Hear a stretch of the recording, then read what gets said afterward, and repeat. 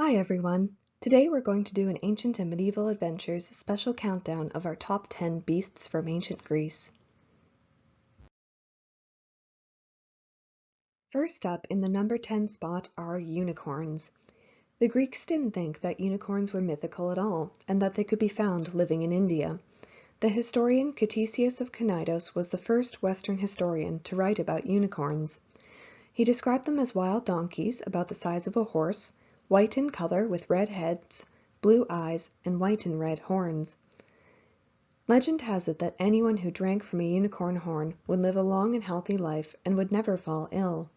Unicorns are closely related to the mythical Pegasus, who is a winged unicorn and the steed of the famous hero Bellerophon.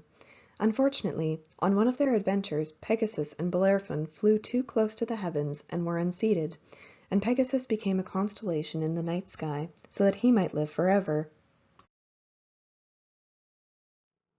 Next on our list is the Hydra. This fearsome water monster is the child of the brutal giant Typhon and Echidna, a half-woman, half-snake monster.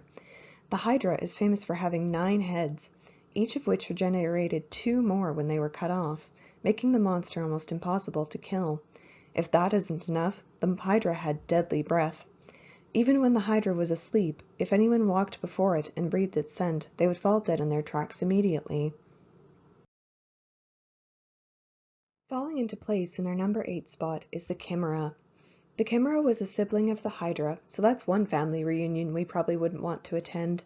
This 2-headed creature has the body of a lion with 1 lion's head, 1 goat's head, and a venomous snake for a tail. As if that isn't frightening enough, it could also fly and breathe fire. According to Greek mythology, the Chimera's reign of terror was brought to an end by Bellerophon and the Pegasus. Only a hero with a winged beast could overcome the Chimera, as anyone attacking it from the ground could be destroyed by its fiery maws. At number 7 on our list, the Sphinx is another truly terrifying hybrid beast.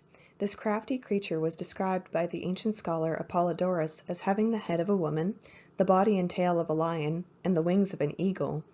She was, according to myth, the guardian of the gates of the city of Thebes, and asked travelers to answer a riddle in order to enter the city. She granted entry to anyone who answered correctly and devoured anyone who did not.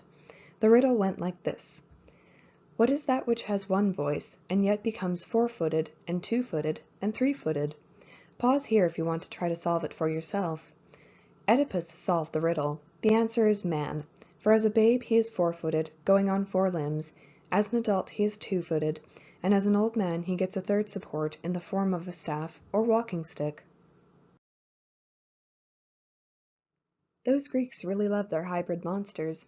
Our pick for the number 6 Greek beast is the seafaring Siren.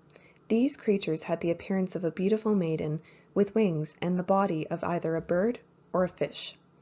They lived on islands or rocks in the sea and sang the most beautiful songs to lure sailors to an untimely end. In one myth, when a group of sailors had to pass the sirens at sea, one crew member, Orpheus, played his lyre and sang more beautifully than the sirens, so that their divine voices couldn't be heard.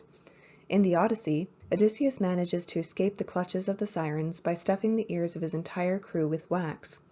Odysseus then became the only human to ever hear the siren's song and live to tell the tale, by having his crew tie him to the mast of the ship so that he couldn't leap into the water when he heard their songs. Kicking off the top half of this countdown is the famous Cretan monster, the Minotaur. This giant beast was a human-bull hybrid with the head and tail of a bull and the body of a man. The Minotaur was kept in a massive labyrinth made by the architect Daedalus for King Minos of Crete. Every 9 years, the Minotaur required 14 youths to be sent as sacrifice into the labyrinth, never to return. This terrible cycle finally came to an end when the hero Theseus figured out a way to outsmart the labyrinth by unrolling a spool of golden thread as he made his way into the maze, and he was able to sneak in, slay the beast, and escape with his life. Our number 4 spot goes to the not-so-gentle giants, the Cyclopes. These one-eyed, man-eating monsters were described by Homer as a lawless folk, who were violent, strong-spirited warriors and held themselves in the highest regard, not even believing that Zeus was their superior. They did not grow their own crops or make their own goods, but plundered and pillaged whatever village or city they happened to live nearby. Coming in at number 3 are the Irinis, or the Furies.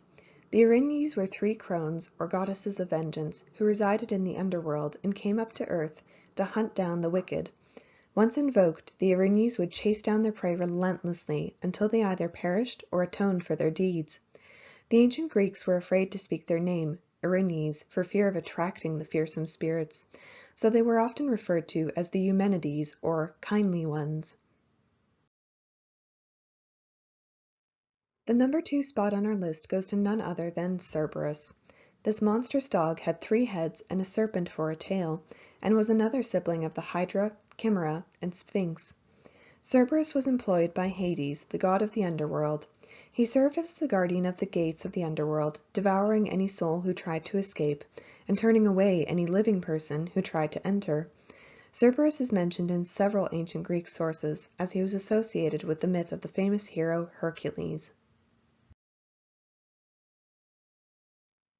Any guesses as to which fearsome monster nabbed the number 1 spot on our list of the top 10 Greek mythical beasts?